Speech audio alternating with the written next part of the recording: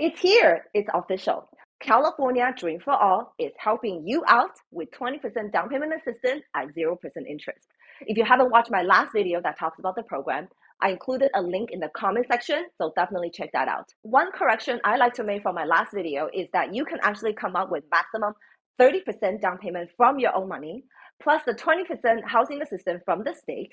So you only need to qualify 50% loan towards the value of your home. For today, we're going to take a deep dive and talk about the guidelines and everything else you need to know about this program. We're going to talk about who is it for, what is the program all about, how much funding is available, how does equity share work, and how to apply. This program is for first-time home buyers only, and per federal definition, that is anyone who has never owned a home or held title on a home anywhere in California during the past 3 years. This home has to be a primary residence, and all qualified borrowers must occupy the property.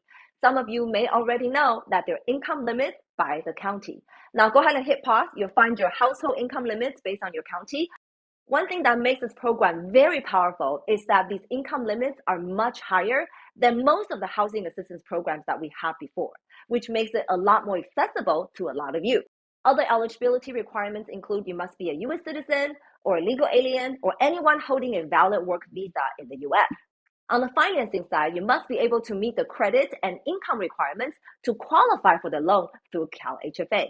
And on top of that, there are 2 courses you must take that talk about first-time home buying and how shared appreciation works.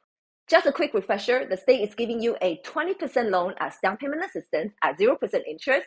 And the catch is when you sell your home, you need to pay back the original loan amount plus a portion of the appreciation. We call it equity share. Well, many of you might be wondering by now how much funding is available for this program. The state's initial allocation of funds is right around $500 million. Now, the way the program is set up is supposed to replenish itself through the equity share. So the goal is to keep this program for the long run. Besides the selling of your home, there are other triggering events when equity share is supposed to happen. So let's take a look at these. At the end of your 30-year loan term, when you transfer title, this means putting your house in a trust or a company or gifting it to your kids. When you pay off your first loan or your subordinate loan, which is the 20% you get from the state. And when you refinance. Now, one thing to keep in mind is you get one shot to refinance without triggering equity share. It's only the second time you need to pay back with the appreciation. For borrowers with income above 80% area median income, we call it AMI, you pay a 1-to-1 ratio for the shared appreciation. For borrowers with income less than or equal to 80% AMI, the shared appreciation ratio is then reduced to 0.75 to 1. Now let's take a look at some numbers. You purchase a home for $1 million and you sell it for $1.2 million. The home's appreciation is $200,000.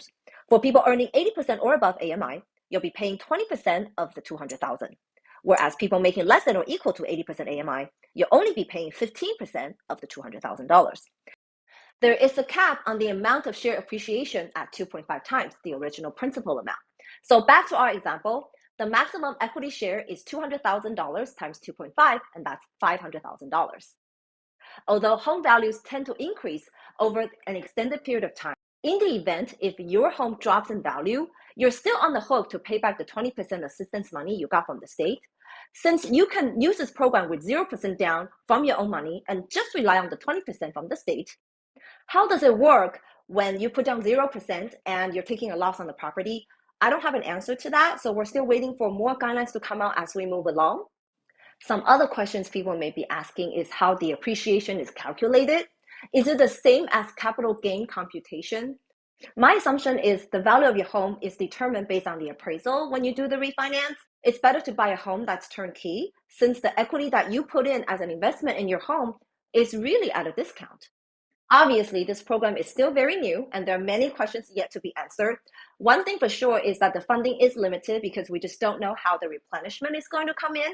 I strongly recommend you to get in touch with me if you think you can benefit from this program or if you just want to ask some questions and understand how the program works. My information is here. Feel free to comment, inbox me, or ask me anything. See you next time.